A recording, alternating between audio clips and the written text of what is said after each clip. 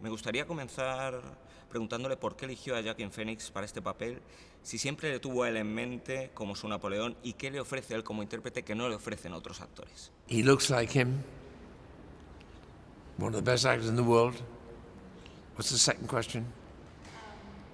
Was he always in your mind?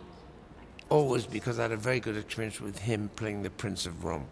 So to me, when you're going to do Napoleon, who can do that?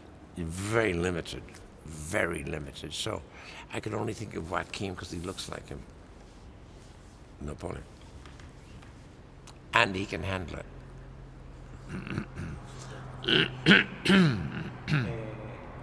una entrevista reciente comparó a Napoleón con figuras como Hitler o Stalin, algo que despertó cierta polémica en Francia.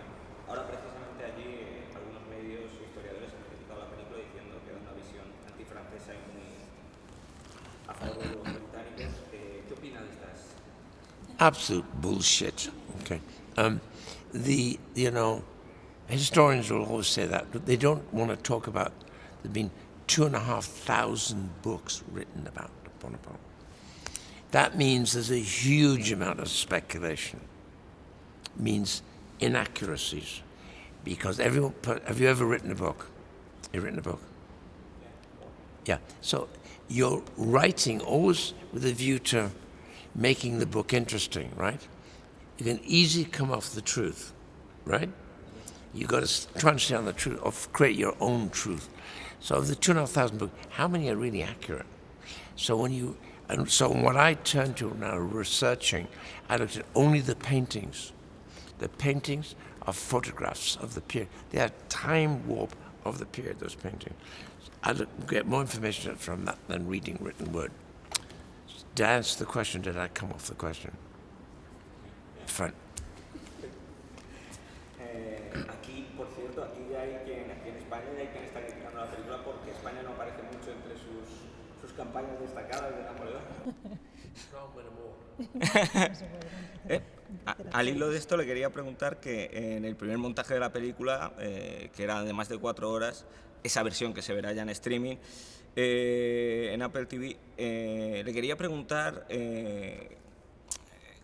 ¿qué secuencias o qué pasajes le costó más dejar fuera de esta versión que se va a ver en cines? It always is. Your first cut on anything is usually long. And I am in a position where I have final cut always as a director. Have done for 20 years. So what goes out is what I want. And I used it earlier today, what I learned from advertising is, am I communicating and not boring you? Because I think past 2.5 hours is what I call, you need to translate into Spanish, what I call the bum ache factor. The butt in the seat, go, oh, geez, another 45 minutes, right? So you understand, don't make it too long, make it just right. And only I can judge that with an editor. When it's getting too long, I have to be the judge as where it's getting too long. But next year, if this does well, it's perfect for streaming at 4 hours. Because then you can pause, get a beer, come back. You can't do that in the cinema. Right? Y ya para terminar, la película tiene un montón de batallas, de escenas de batalla tremendas. Me gustaría saber qué parte de ellas son de efectos prácticos reales y cuál del CGI. Y al hilo de esto también preguntarle por su opinión sobre la inteligencia artificial, si la ve como herramienta o como una amenaza para los creadores. I think there's some AI thing I saw yesterday, and this remind us, which is kind of both a relief but also naive. They said, remember, we are creating AI. This isn't something from outer space. So we are controlling what we're doing. And I'm going, yeah, sure. So that's the fit. So there's no real answer to that. Control is everything, right? And there's a moment, how do you control it? So that's an answer on AI. I'm very concerned about AI, even though I've done 2 films about AI. Ash in Alien was the inserted robot of the corporation where the cargo was more important than the people.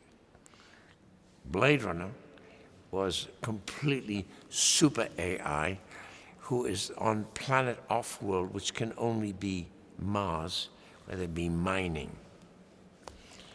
Then it was thought to be ridiculous. Now Musk will probably be the first there. Mining on Mars, mining on the moon. Minerals on Mars and the moon are formidable. Mars, to get to Mars today with the engine today is probably 7 months. The moon, you'll be there by Thursday. So it's entirely practical possibility. So I touched on those things when I did science fiction, right? But the big danger was the very first one was Stanley Kubrick, who did HAL. HAL ran the ship and was more important as the passenger on the ship than anybody on the ship. So that's my concern. And if I'm going to design, if I owned an AI, I'd say, the first job is to make me an AI more smart than you are, and then I want you to get together and then create another one smarter than both of you. Then you're in real trouble. And you don't know. Because an AI could tap in, switch all the lights off in Spain, and kill this. That's like a hydrogen bomb today. Boom. I think fascinating. It's bigger than any bomb. That's it, boom.